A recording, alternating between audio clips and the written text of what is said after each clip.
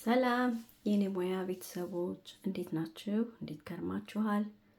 እኔ በጣም ደህና ነኝ፣ እግዚአብሔር የተመሰገነ ይሁን። ዛሬ ደግሞ ቀለል ባለ ቪዲዮ ወደ እናንተ መጥቻለሁ።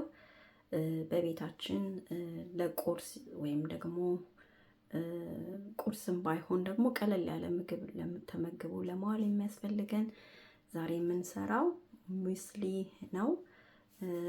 እንደምታዩት ከፊት ለፊታችሁ ያዘጋጀሁት ግብአቶች አሉ። አፕል፣ የኩርት ወተት እና ማር፣ እንደገና ደግሞ ሙስሊው የአፕል ሳፍት አዘጋጅቻለሁ። እነዚህን በማዋሃድ አፕል ሙስሊ ሰርተን ቀለል ያለ ለቁርስ መጠቀም እንችላለን። ዳይት ለምናደርግ ሰዎችም ደግሞ ይህን መጠቀም እንችላለን።